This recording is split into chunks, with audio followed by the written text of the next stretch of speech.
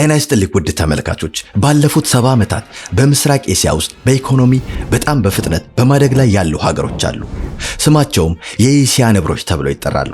ዘ ፎር ኤዥያን ታይገር። እነርሱም ሲንጋፖር፣ ታይዋን፣ ሆንግ ኮንግ እና ደቡብ ኮሪያ ሲሆኑ ከነዚህም መካከል ደቡብ ኮሪያ ከሌሎቹ ጎልታ ለየት ብላ ትታያለች።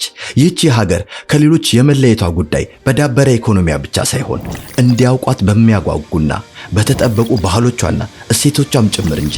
የደቡብ ኮሪያ ታዋቂ ሙዚቃ ጋንጋም ስታይል ዩቲዩብ ላይ ከ1 ቢሊዮን በላይ እይታን የተጎናጸፈ የመጀመሪያው ቪዲዮ እንደሆነ ዓለም ያውቀዋል።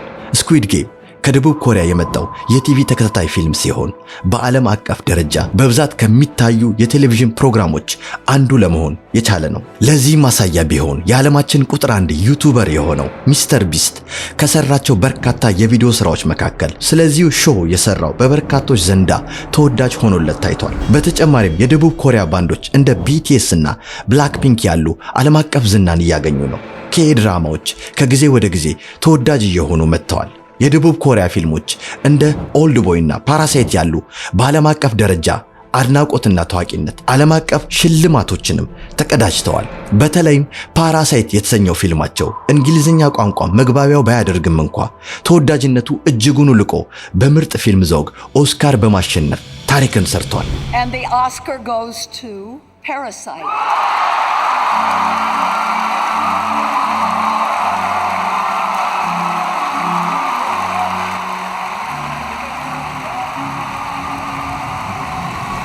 ይህ እንዴት ሊሆን ይችላል? ወይስ እድለኞች ስለሆኑ ይሆንን? የደቡብ ኮሪያ ፊልሞችና ልዩ ልዩ ምርቶቻቸው በዓለም ዙሪያ ከፍተኛ ተወዳጅነትን፣ ተመራጭነትን እያገኙ ነው። ይህ ምናልባት በደቡብ ኮሪያ መንግስት በደንብ ታስቦበት እየተከናወነ ያለ ስልት ይሆንን? በዛሬው ቪዲዮአችን ደቡብ ኮሪያ በዓለም አቀፍ መረብ ራስን የመሸጥና ከሌሎች ልቆ የመውጣት ውስብስብና በርካታ ፉክክር የሚታዩበትን ሩጫ በአግባቡ በመሮጥ እንዴት የባህል ልዕለ ኃያል ሀገር ሆነች፣ በኪናዊ ስራዎቿም ሆነ በሀገራዊ ምርቶቿስ በመላው ዓለም ላይ እንዴት የላቀ ተቀባይነት ልትሸምት ቻለች የሚለውን ለመረዳት አብረን እንሞክራለን።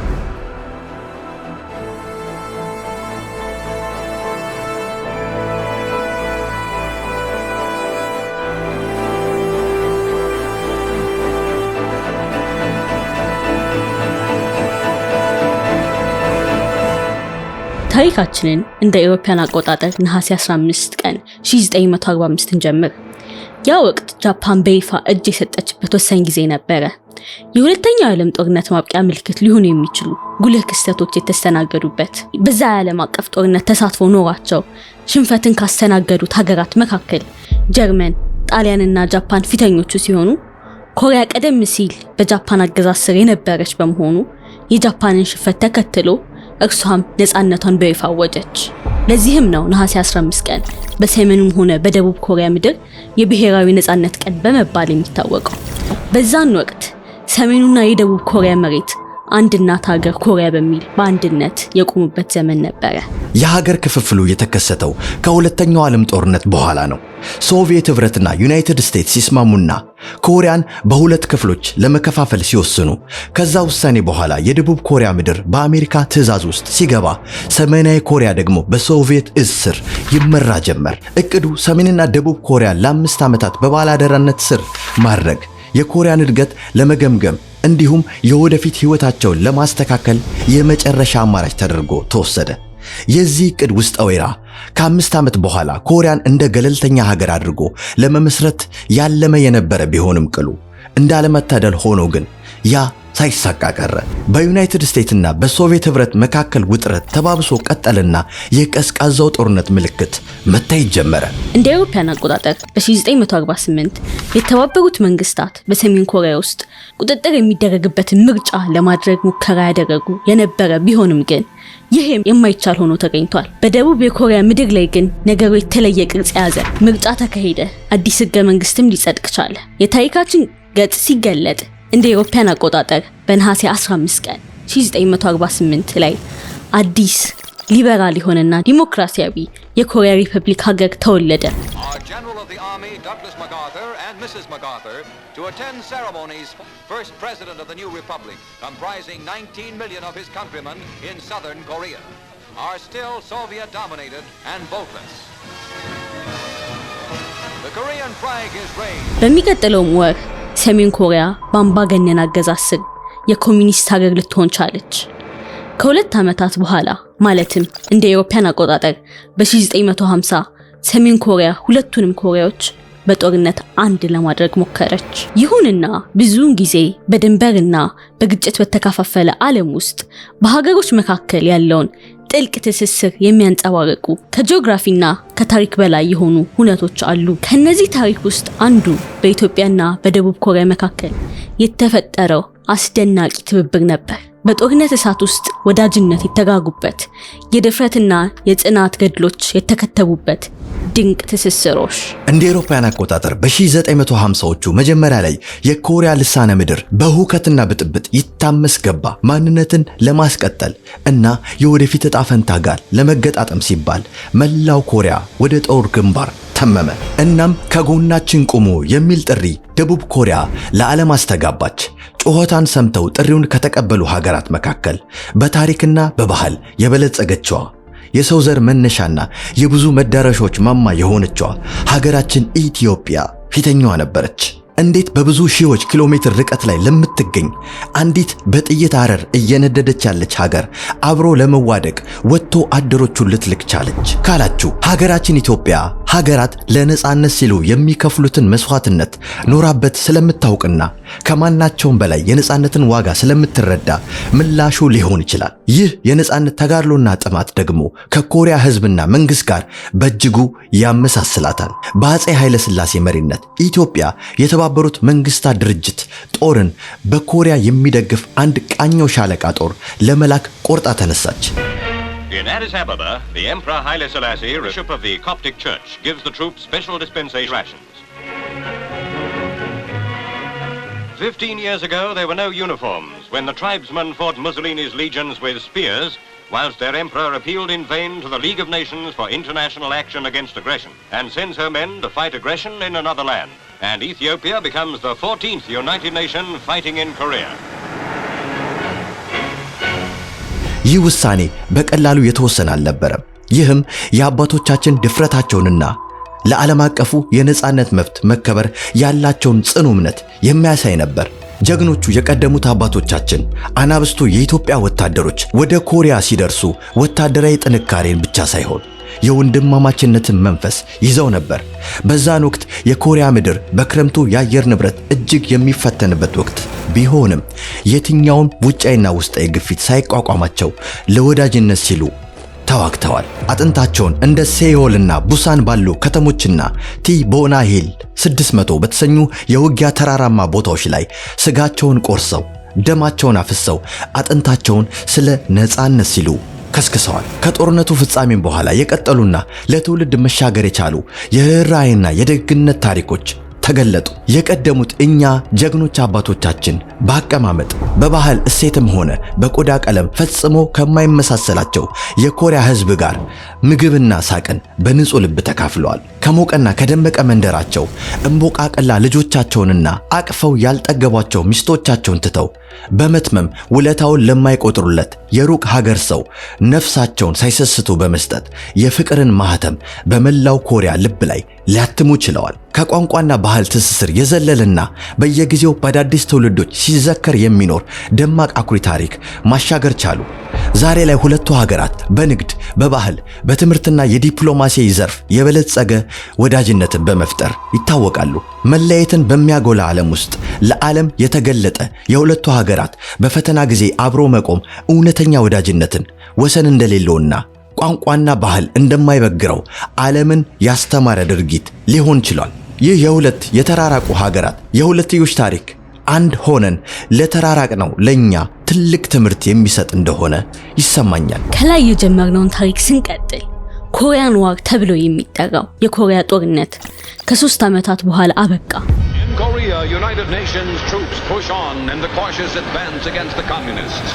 በዚህም አስከፊ ጦርነት ሳቢያ ደቡብ ኮሪያ በዓለም ላይ ካሉት እጅግ ደሃ አገሮች አንዷ ሆና ለመገለጥ በቃች።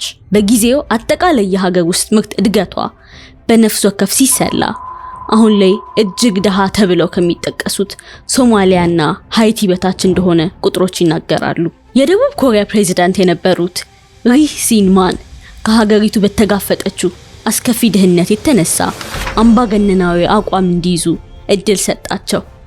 የህገ መንግስት ማሻሻያዎችንም ካስተዋወቁ በኋላ በቀጥታ ወደ አምባገነናዊነት ተሸጋገሩ። እንደ አውሮፓውያን አቆጣጠር በ1960 ሀገሪቱ ምርጫ አካሄድኩኝ ብትልም ምርጫው ግን ፍትሃዊ እንዳልነበረና እንደተጭበረበረ ታወቀ። ይህም አገር አቀፍ ተቃውሞን በመቀስቀስ ፕሬዝዳንት ሪ በተቃውሞ ምክንያት ከሀገር እንዲሰደዱ ምክንያት ሊሆን ቻለ። የቀድሞ ምርጫ የሚተካ አዲስ ምርጫ ሀገሪቱ አካሄደችና አዲስ የደቡብ ኮሪያ ጠቅላይ ሚኒስትር ሊመርጡ ቻሉ። እንደ አውሮፓውያን አቆጣጠር በ1961 ብዙም ሳይቆይ ወታደራዊ መፈንቅለ መንግስት ተካሄደባቸው። እኚህኛው መሪ የጀነራል ፓርክ ጁን ኪን መንግስት በመፈንቅለ መንግስት በመናድ ወታደራዊና አምባገነናዊ መንግስት ቢያቋቁሙ በሰፈሩት ቁና እንዲሉ አበው እንደ አውሮፓውያን አቆጣጠር በ1979 በሳቸውም ላይ ሌላ ወታደራዊ መፈንቅለ መንግስት ተካሄደና ተገደሉ። ሌላም ጄኔራል ወደ ስልጣኑ እርካብና መንበር ሊመጣ ቻለ። በደቡብ ኮሪያ የዲሞክራሲ መነቃቃት የታየው እንደ አውሮፓውያን አቆጣጠር ከ1987 እስከ 88 ብቻ ነበር። የተራዘመው የአምባገነኖች ዘመን በደቡብ ኮሪያ ባህል ላይ ዘላቂ ተጽዕኖ አሳድሯል። እንደ አውሮፓውያን አቆጣጠር በ1962 ፓርክ ጁን ኪ ተንቀሳቃሽ ፊልሞችን ለህዝቡ አስተዋወቁ። በዚያ ወቅት በደቡብ ኮሪያ የተዘጋጁት እነኛ ፊልሞች ለእይታ ከመብቃታቸው አስቀድሞ ስክሪፕቶቻቸው የመንግስትን ይሁንታና ፍቃድ ማግኘት ይጠበቅባቸው ነበር። የትኞቹ አይነት ፊልሞች በመንግስት ሊፈቀዱ ይችላሉ ብላችሁ ካሰባችሁ እንደ ማርሻል አርትና ሜሎድራማ ያሉ እንዲሁም የፕሮፓጋንዳ ፊልሞች የመንግስትን ይሁንታና ፍቃድ ይቸራቸው ነበር። በጊዜው የመሽታ ቤት አስተናጋጅ ፊልሞች በመባል የሚታወቁትና የዝሙት አዳሪ ወይም የቡና ቤት ሴት ሚና የሚጫወቱ ገጸ ባህሪያት ፊልሞች የሚፈቀዱ እንደነበር ዘገባዎች ያሳያሉ። በአንጻሩ ደግሞ የመንግስትን ይሁንታ የማይቸራቸውና ፈጽሞ የማይፈቀዱ የፊልም ዘውጎች አሉ። ከነኚህም መካከል እውነተኛ ማህበራዊና ፖለቲካዊ ጉዳዮችን የሚዳስሱ እንዲሁም መንግስትን የሚተቹ ፊልሞች በዋነኝነት የሚጠቀሱ ናቸው። በዚህ ዘመን ደቡብ ኮሪያ የውጭ መጤ ዘፈኖችም እገዳ ተግባራዊ ያደረገች። እንደ አውሮፓውያን አቆጣጠር በ1975 ኒውዮርክ ታይምስ እንደዘገበው ከሆነ የሞራል ደረጃ የላቸውም ተብለው የተፈረጁና ከ260 በላይ ቁጥር ያላቸው ዘፈኖች እንዲታገዱ ምክንያት ሆኗል። ተቃውሞ ዘፈኖችን፣ የሮክ ዘፈኖችን እንዲሁም የህዝብ ዘፈኖችና እንደ ቦብ ዲለን ያሉ ግሩም አቀንቃኞች የሞዘቁትን ብሎዊንግ ኢን ዘ ዊንድ ያሉ ተምሳሌታዊ ስራዎችም በዚህ ክልከላ ውስጥ መከታታቸው ይነገራል። እገዳዎቹ እንደ አውሮፓውያን አቆጣጠር እስከ 1990ዎቹ ድረስ ጸንተው ቆይተዋል። ነገር ግን ዲሞክራሲ ወደ ነበረበት ሲመለስ የለውጥ ምዕራፍ ተጀመረ። እንደ አውሮፓውያን አቆጣጠር በ1993 ለእይታ የበቃው የሆሊውዱ ፊልም ጁራሲክ ፓርክ በዓለም አቀፍ ደረጃ ተወዳጅነትን አገኘ። በቦክስ ኦፊስም ላይ ከፍተኛ ገቢን አስመዘገበ። በሳይንስና ቴክኖሎጂ ላይ የደቡብ ኮሪያ ፕሬዝዳንት አማካሪ ቦርድ የነበሩት ግለሰብ ይህንን ጉዳይ አጽንኦት በመስጠትና የሆሊውድ ፊልም የፋይናንስ ስኬትን በማጉላት 1.5 ሚሊዮን የሃዮንዳይ መኪናዎች ተሸጠው የሚገኘውን ገቢ ይሄ የአሜሪካኖች ፊልም ብቻውን ያስገባዋል በማለት ለደቡብ ኮሪያ ፕሬዝዳንት ሪፖርት አቅርበዋል። ከዚህም በኋላ ይመስላል የሀገሪቱ መንግስት የሚዲያና ሲኒማ ምርትን እንደ ስትራቴጂክ ኢንዱስትሪ ለማስተዋወቅ የወሰነው። ይህንን ውሳኔ ተከትሎ በዚያው ዓመት በኮሪያ ሲኒማ ቤቶች ሲዮፒዮንጄ የተሰኘ የኮሪያ ፊልም ተለቀቀ። ለደቡብ ኮሪያ ፕሬዝዳንት ሪፖርት አቅርበዋል ይባላል። ከዚህም በኋላ ይመስላል የሀገሪቱ መንግስት የሚዲያና ሲኒማ ምርትን እንደ ስትራቴጂክ ኢንዱስትሪ ለማስተዋወቅ የወሰነው። ይህንን ውሳኔ ተከትሎ በዚያው ዓመት በኮሪያ ሲኒማ ቤቶች ሲዮፒዮንጄ የተሰኘ የኮሪያ ፊልም ተለቀቀ። በዚህ ጊዜ ሰዎች ከዚህ ፊልም ብዙም አልጠበቁም ነበር። ምክንያቱም በደቡብ ኮሪያ ቦክስ ኦፊስ ላይ የሆሊውድ ፊልሞች ብቻ ተወዳጅና ገቢ ያላቸው ነበሩና ነው። ነገር ግን ይህ ፊልም የተመሰረተው በባህላዊ የህዝብ ታሪክ ላይ ነበርና በብዙሃኑ ዘንድ ተወዳጅነትን ሊያተርፍ ቻለ። በጊዜው ቢቢሲ እንደዘገበው ከሆነ በደቡብ ኮሪያ ዋና ከተማ ሲኦል ውስጥ ብቻ ይህ ፊልም ከ1 ሚሊዮን በላይ ትኬቶችን በመሸጥ የመጀመሪያው የኮሪያ ፊልም ለመሆን በቃ። ይህ ስኬት የኮሪያን መንግስት አነቃቃ። የሚዲያ ኢንዱስትሪንም አቅም በመረዳት የኮሪያን ባህልና እሴት ወደ ዓለም አቀፍ ማህበረሰብ ኤክስፖርት ለማድረግ ወሰኑና እድገቱን ለማመቻቸት ንቁ እርምጃዎችን ወሰዱ።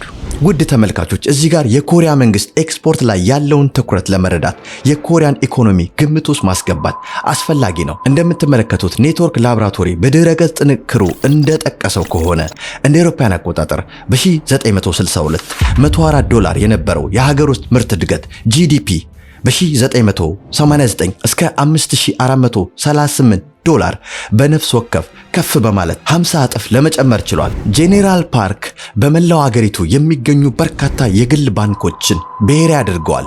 በአምባገነኑ ስርዓት ምክንያት ፓርክ ሁሉንም ነገር ተቆናጠጡ። እንደ የወለድ ተመኖች፣ የግብር ጥቅማ ጥቅሞች፣ ገጽታዎችን መቆጣጠር፣ የውጭ ምንዛሬ ምጠናና የማስመጣትና የመላክ ፈቃድ ወዘተ በቁጥጥራቸው ስር አደረጉ። ልክ እንደ ደቡብ ኮሪያ ያሉ ትናንሽ ሀገሮች ከአነስተኛ የሀገር ውስጥ ገበያዎች ጋር መታገል የተለመደ ሁናቴ ነው። በድህነት ምክንያት የተወሰኑ የቤት ውስጥ ቁጠባ እና የተፈጥሮ ሀብቶች እጥረት ነበረባቸው። ይህ ማለት አገሪቱ ማደግ ከፈለገች ኤክስፖርት ላይ ማተኮር ነበረባት ማለት ነው። ኤክስፖርት ተኮር ኢንዱስትሪያላይዜሽን እንደ ሲንጋፖር ሁሉ ደቡብ ኮሪያም በዚህ ላይ ትኩረት አድርጋለች። እድገትን ለማስፋት በማለም እንደ ዊግ፣ የህፃናት መጫወቻዎች፣ የመርከብ ግንባታ ዕቃዎች፣ መኪናዎች፣ የቤት ኤሌክትሮኒክስ ምርቶች፣ ኬሚካሎችና ሴሚኮንዳክተሮች ወደ ውጭ ለመላክ እቅዶችን ነደፉ። ከዚህም ጋር ተያይዞ እንደ አውሮፓውያን አቆጣጠር በ1994 በደቡብ ኮሪያ መንግስት የተመሰረተው የባህል ኢንዱስትሪ ቢሮ ጊዜው ያለፈበትን የተንቀሳቃሽ ምስል የፊልም ህግ በሌላ ተካ። በአዲሱ የፊልም ፕሮሞሽን ህግ መሰረት እንደ አውሮፓውያን አቆጣጠር በ1996 የፊልም ይዘት ላይ ገደቦችን ከጣለው ካለፈው ህግ እንደነበረው ይህንን እንዳትሰሩ፣ ይሄ የተከለከለ ነው የሚል ዲስኩርስ ሳይሆን በተለየ መልኩ አዲሱ ህግ ፊልም ሰሪዎችና አርቲስቶች ሐሳባቸውን በነፃነት እንዲገልጹ በር ከፈተ። የሚዲያ ፖሊሲ ዘገባም ለመንግስት በቀረበበት ጊዜ እኛ ጥቃቅንና አነስተኛ የፊልም ፕሮዲውሰሮች እንዴት ከትላልቅና የውጭ ኩባንያዎች ጋር መወዳደር እንችላለን ሲሉ ስጋታቸውን አቀረቡ። ከዚህም በኋላ በተለይም እንደ ሳምሰንግ፣ ሃዩንዳይ እና ዳዎ ያሉ ዋና ኮርፖሬሽን ወደ ሚዲያ ኢንዱስትሪ መልህቃቸውን መጣል ጀመሩ። እነዚህ ኩባንያዎች ከምርት ማምረትና መላክ ስራቸው ባሻገር በሀገር ውስጥ ፊልም ፕሮዳክሽን፣ የውጭ ፊልም ማስመጣትን በተመለከተ ስርጭትና ኤግዚቢሽን በማካሄድ ዘርፍ የሀገሪቱን ወጣቶች በሁሉም ነገር ውስጥ እንዲሳተፍ ከማስቻል አንጻር በርካታ አዎንታዊ ሚናዎችን ተጫውተዋል። እነዚህ ኩባንያዎች የዳበረና በራሳቸው አቅም ብቻ ሲኔማውን ሊያቆም የሚችል የፋይናንስ ጥንካሬ ስላልነበራቸው በደቡብ ኮሪያ ውስጥ ለመጀመሪያ ጊዜ ትክክለኛ የፊልም ፕሮዳክሽን እንዲቋቋም ተፈቀደ። የተመልካቾችን ምርጫ ለመረዳትም የገበያ ጥናት ተካሄደ። የፊልም ኩባንያዎችም የኤምቢኤ ባለሙያዎችንና ከታዋቂ ዩኒቨርሲቲዎች የተመረቁ ሰዎችንም መቅጠር ቻሉ። እዚህ ጋር ነው እንግዲህ ወሳኙ ቼቦልስ የተዋወቀው። ቼቦልስ ማለት ቃሉ ኮሪያኛ ሲሆን ትርጉሙም በኢኮኖሚ ውስጥ ወሳኝ ሚና ያላቸው ግለሰቦች በደቡብ ኮሪያ ትልቅ የቤተሰብ ባለቤትነትን ያካትታል። ቼቦልስ ብለው የሰየሙት መረባቸው ከኮሪያ ጦርነት በኋላ ብቅ ያሉትን ልክ እንደ ሳምሰንግ እና ሃዩንዳይ ያሉ ፈጣን ኢንዱስትሪያላይዜሽን እንዲሁም የኢኮኖሚ እድገትን ለማምጣት የሚሞክሩትን ኩባንያዎች በመንግስት ድጋፍ ተጠቃሚ ሆነዋል።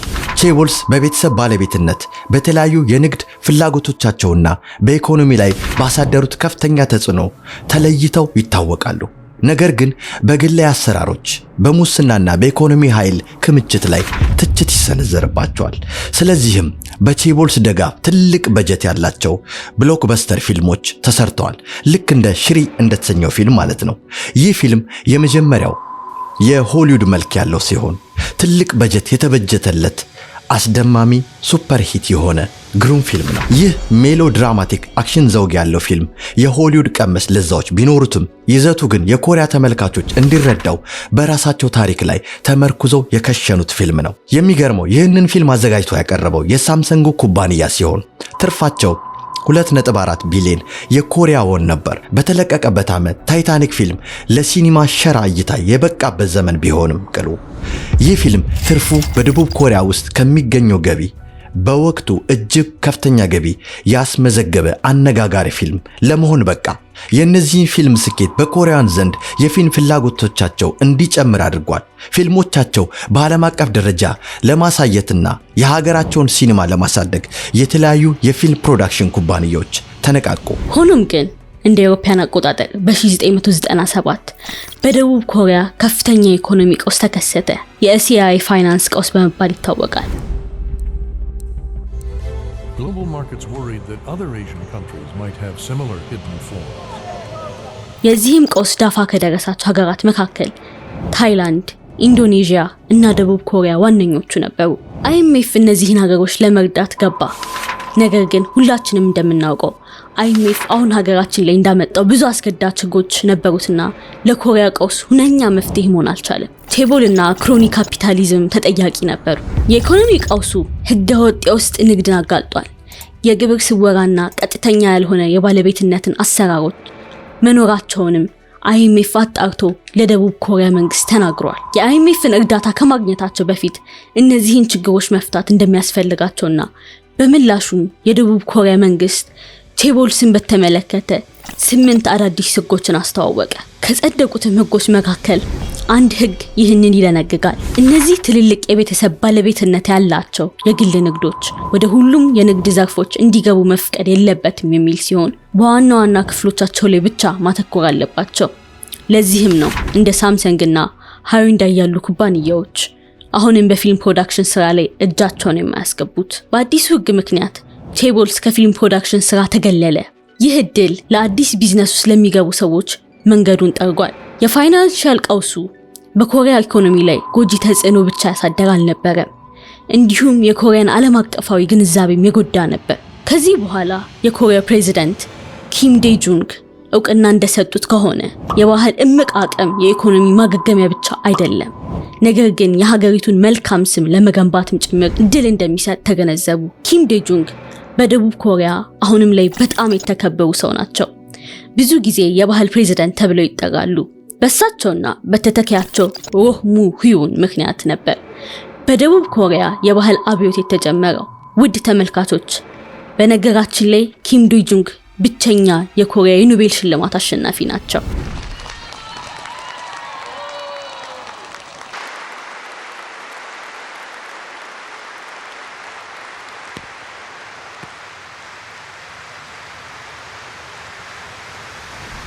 እነዚህን ለውጦች ለማምጣት እርምጃቸው ምን ነበር ብለን ስንጠይቅ የመጀመሪያ የገንዘብ ምደባ ነው። እንደ አውሮፓውያን አቆጣጠር በ1999 ኪም ለባህል ኢንዱስትሪ ማስተዋወቅ ፕሮጀክት መሰረታዊ ህጎችን አቋቋሙ። ለተግባራዊነቱ $148.5 ሚሊዮን መድበዋል። በኮሪያ ፖፕ ሙዚቃ ላይ በማተኮር በባህል ሚኒስቴር ውስጥ ራሱን የቻለ ክፍል ተቋቁሟል። በሁለተኛ ደረጃ የመሰረተ ልማት ዝርጋታ ይነሳል። በብዙ ሚሊዮን ዶላር የሚገመት የኮንሰርት አዳራሽ በመገንባት የባህል ኢንዱስትሪ መሪዎችን በሀገር አቀፍ ደረጃ በዩኒቨርሲቲዎች አቋቋሙ። ኖራ ባንክስ በመላው ሀገሪቱ ብቅ ማለት ጀመረ። ኖራ ባንክስ ማለት በመሰረቱ ሰዎች በራሳቸው ድምጽ ሙዚቃን መሞዘቅና በመሽታ ቤት ውስጥ በመጠጣት የሚዝናኑበት ቦታ ላይ የካሮኬ ቤቶችን ትዕይንት ነው። በሶስተኛ ደረጃ የዲጂታል ኮሪያ ተነሳሽነት መስፋፋት ይጠቀሳል። ብዙ ሰዎች የኮሪያ የቴሌቪዥን ትርኢቶችና ፊልሞች ተወዳጅነት እየጨመረ እንደሆነ ያምናሉ። ይህም ምክንያቱ በኮሮና ወረርሽኝ ወቅት ሰዎች በቤት ውስጥ ተቀምጠው በዩቲዩብ እና እንደ ኔትፍሊክስ፣ አማዞን ፕራይም ላይ አዳዲስ ዘውግ ያለውን ፊልም በማየታቸው ነው ይባላል። እናም ሁሉም ሰው የኮሪያ ይዘት ያለው ፊልም ማየት የጀመረው በአጋጣሚ ነው። ግን በእውነቱ ከሆነ ኪም ዴጁንግ መሰረቱን የጣሉት ቀደም ብለው ነበር። ኮሪያ ታይምስ እንደዘገበው ከሆነ እንደ አውሮፓውያን አቆጣጠር በ1998 ለደቡብ ኮሪያ ቤተሰቦች የብሮድባንድ አገልግሎት ተጀመረ። ውድ ተመልካቾች፣ እነዚህ የብሮድባንድ መስመሮች ይህንን በማስተዋወቅ ትልቅ ተጽዕኖ አሳድረዋል። እንደ አውሮፓውያን አቆጣጠር በ2004 ወደ 12 ሚሊዮን የሚጠጉ አባወራዎች የብሮድባንድ ግንኙነት ነበራቸው። በጊዜው ኮሪያን በዚህ አገልግሎት የተነሳ ከፍ ያለ ማዕረግን ልትጎናጸፍ በቃች። በአራተኛ ደረጃ ሴንሰርሺፕ ወይም ሳንሱርን ማስወገድ ነበር። ኪም ዴጁንግ ሁሉንም የሳንሱር ህጎች ቀለል አድርገውታል። ቀደም ብዬ እንደጠቀስኩት ማንኛውም ሰው አገራዊ፣ ማህበራዊና ኢኮኖሚያዊ ጉዳዮችን የሚዳስሱ ከባድ ትችት የሚያንጸባርቁ ፊልሞችን ቢሰራ ጸረ ሀገራዊ ተብሎ ሊፈረጅ ይችላል። የጠላት ግዛት ሰሜን ኮሪያን በማስተዋወቅም ሊከሱት ይችላሉ። እናም በብሔራዊ ደህንነት ህግ መሰረት ፊልም ሰሪዎች ሊታሰሩ ይችላሉ። ኪም መንበሩን ከተቆናጠጡ በኋላ ግን ጥበባዊና የፈጠራ ነፃነትን በሙሉ ፈቀዱ።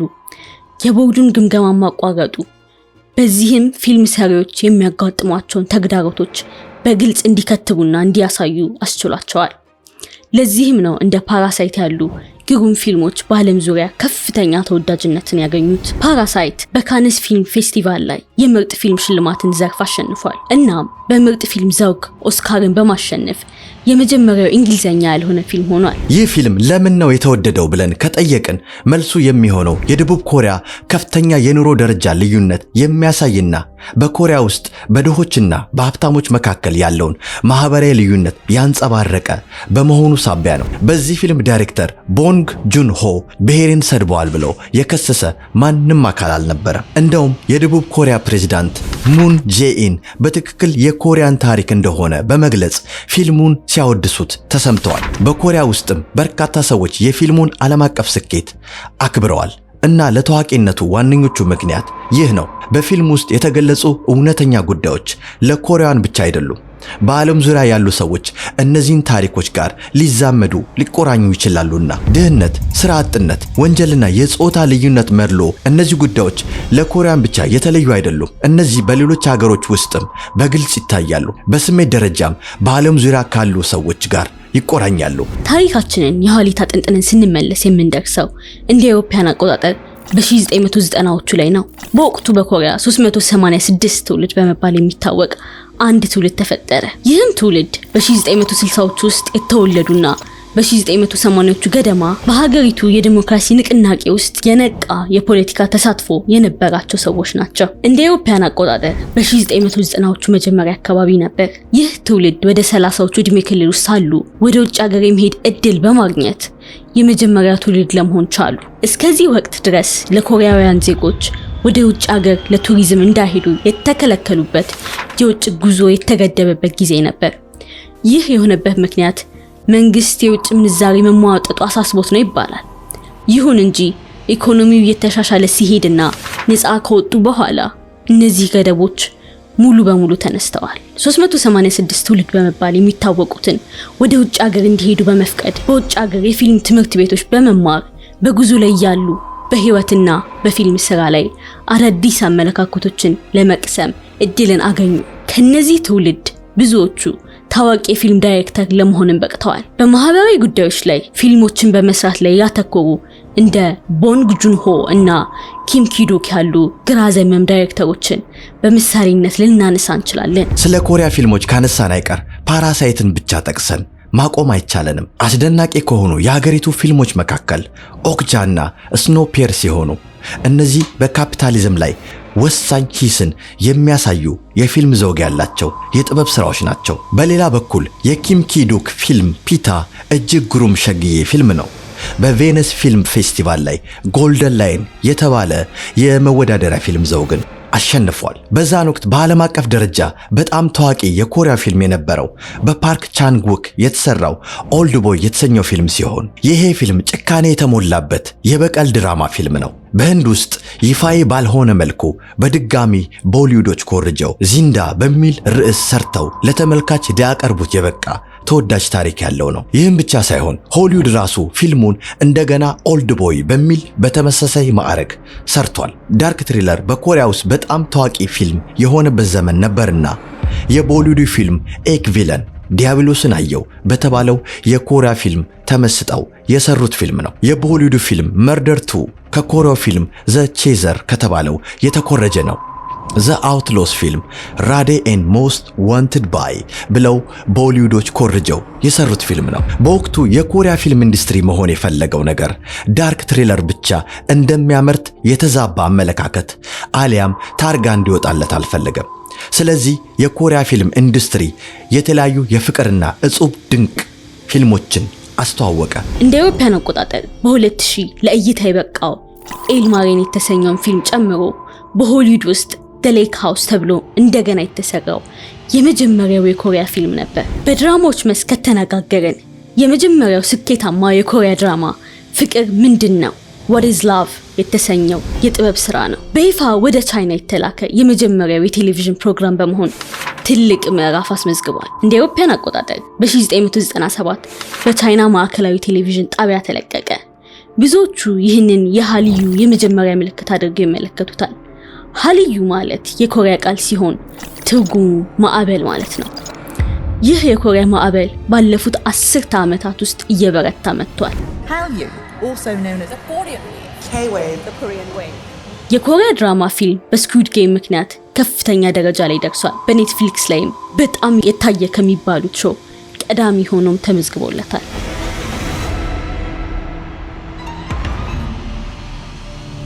አሁን እዚህ ላይ ጥያቄ የሚነሳው የኮሪያ ድራማዎችን ልዩና ሱስ የሚያስይዙ ተወዳጅ የሚያደርጋቸው ምንድን ነው? ዋናው ነገር ኢሞሽናል ሪያሊዝም ስሜታዊ እውነቶችን ያካተተ ነው። ከስሜት አንጻር ታሪኮቹ ብዙውን ጊዜ ተጨባጭ ናቸው። በተጨማሪም እነዚህ ድራማዎች የተለያዩ ዳራዎችን ይመረምራሉ። በንጉሳዊ ሚስጥራዊ አርበኛ ላይ የተገለጸችው ታሪካዊ ኮሪያ ወይም የጋዜጠኝነት ዓለም በተሰኘው በሃሽ ፊልም አሊያም የዘጠኝ ጭራዎች ተረት በተሰኘው የጥበብ ሥራ ውስጥ ያለው ፎክሎር ቅዠት እውነታ የተለየች ደቡብ ኮሪያን አያሳይም።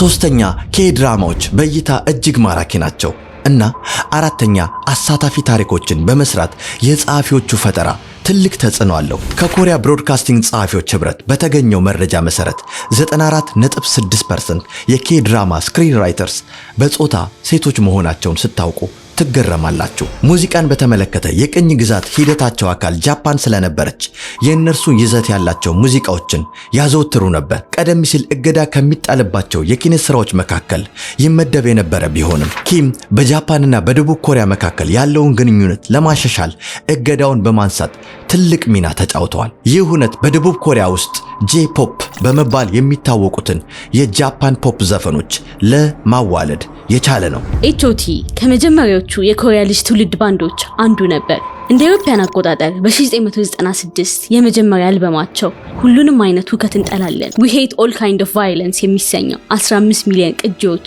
ተሽጠዋል። በኢሲ መዝናኛ የተቋቋመው ይህንን ባንድ ከማሰባሰባቸው በፊት የኩባንያው መስራች ከተማሪዎች አስተያየት የተለያዩ ኮሌጆች በመሄድ በእነሱ አመለካከት አንድ ፖፕ ቡድን እንዴት መምሰል አለበት የሚለውን ወጣቶችን አወያይተው ሲጨርሱ ከዚህም በኋላ የባንድ አባላትን ለመምረጥ ኦዲት አድርገዋል። እነዚህም ግለሰቦች ወጣቶችን በተዋቀረ መልኩ አሰልጥነው ተጽዕኖ ፈጣሪ እንዲሆኑ የሚያስችል ስርዓትንም ገንብተዋል። መጀመሪያ ላይ ከጃፓን የተበደሩት ጽንሰ ሐሳብ የገነነ የነበረ ቢሆንም እንኳ አሁን ላይ ግን የኬፖፕስ እውነታ ዓለም አቀፋዊ ተቀባይነት ያለው አዲስ ክስተት ነው። የኮሪያውያኑ የትወና ሰልጣኝ ኤጀንሲዎች ብዙ ጊዜ ሰልጣኝ ወጣቶችን በመንገድ ላይ በማደን ለቀረጻዎች ወይም ዓለም አቀፍ ትርኢት ምቹ እንዲሆኑ የሚያስችሏቸውን እንደ ትወና፣ ዳንስ እና የሚዲያ ግንኙነት ያሉ አጠቃላይ ስልጠና በመስጠት እነዚህን ተራ የደቡብ ኮሪያ ወጣቶች ብቁ ያደርጋሉ።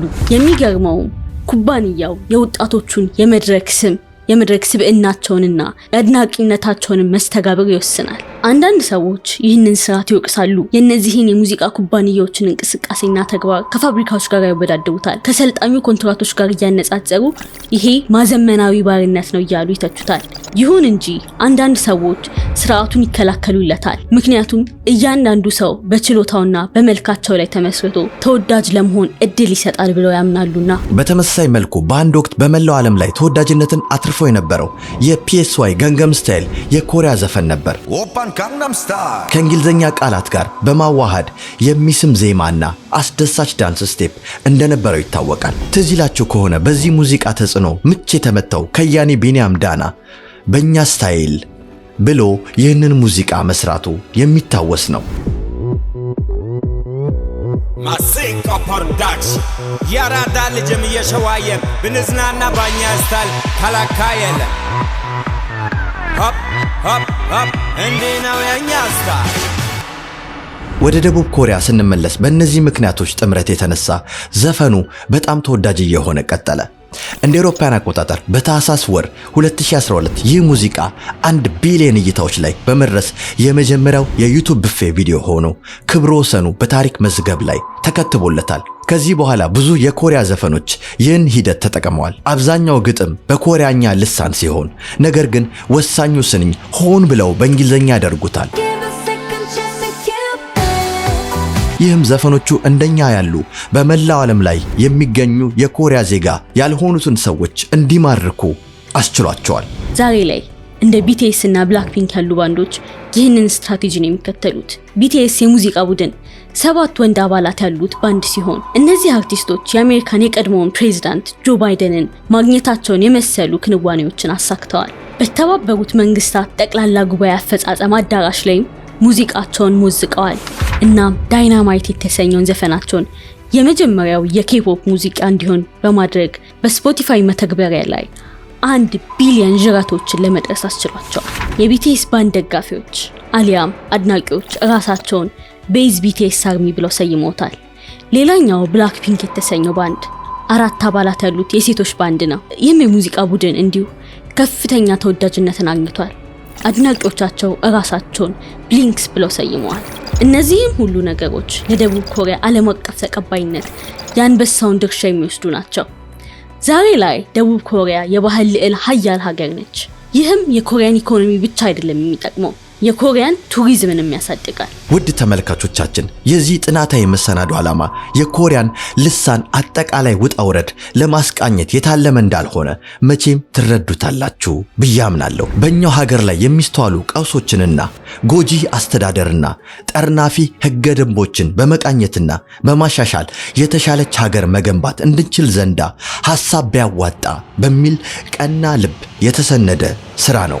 በዋነኛነት የዚህ መሰናዶ ዓላማና ግብ በኢትዮጵያ ውስጥ በተለይም በኢኮኖሚ ዘርፍ መፈተሽ ያለባቸው ህገ ደንቦች የሚመለከተው አካል ከዘርፉ ባለሙያዎች ጋር ቁጭ ብሎ በመምከርና በመፈተሽ ተገቢ ለውጦች ምቹ የሆኑ መመሪያዎችን እንዲያወጣ ማስቻል፣ በኪነ ጥበቡ ዘርፍ በተለይም በሲኒማው ጎጆ ኢንዱስትሪያላይዜሽን ላይ ያለውን ጥላ መክፈፍና ለዘርፉ ምቹ መደላደልን እንዲፈጠር ማስቻል። ያኔ የኛንና የመላው ዓለም እርዳታ የሻተችው ኮሪያ ዛሬ ላይ የበቁ መሪዎቿ በወሰዱት አመርቂ እርምጃና ቆራጥ የአስተዳደር ብቃት ሳቢያ ህዝቦቿ ለሌላው መትረፍ የቻሉ እንደሆኑ ሁሉ በእኛም ሀገር የስልጣን መንበሩን የተቆናጠጡ የህዝብ አደራ ጫንቃቸው ላይ የተሸከሙ እንዲህ ሊወሳ የሚችልና ስር ነቀል ለውጥ በማምጣት ሀገሪቱ ከምትታወቅበት የችግርና የሰቆቃ አረንቋ በማውጣት ተፈሪና ተከባሪ ተሆን ዘንዳ ሐሳብ ማዋጣት፣ ኮሪያ እንዳደረጋት ኬዌቭ ያለ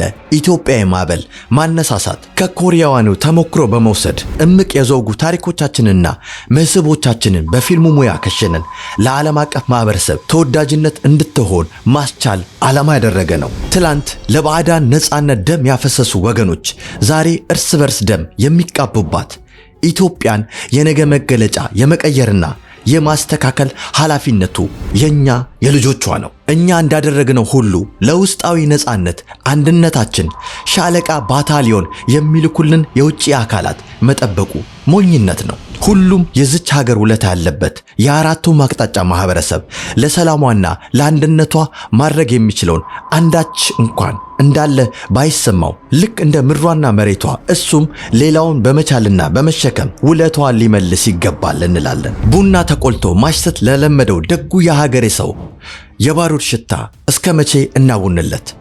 ዳቦ ቆርሶ ጠበል ቀመሱ ለሚለው አርሶ አደር እስከ መቼ መርዶ እያረዳን እናኖረው? እስከ መቼ እናት ስለ ልጆቿ ከል ትበል? እስከ መቼ በጥይት ፍርሃት የሚማሩ የታዳጊ እግሮች ሽባ ሆነው ይቅሩ? እስከ መቼ በጦርነት ስጋት ጎጆች ኩበት ሳይጨስባቸው ይሰነባብቱ? እንደው እስከ መቼ ገበሬ የዘራውን ሳያጭድ ሳይወቃና ሳይከምር ይሙት? እስከ መቼ? የተሰማችሁን ከመሰናዶ የተማራችሁትን በኮመንት ላይ ሐሳባችሁን አቅርቡልኝ።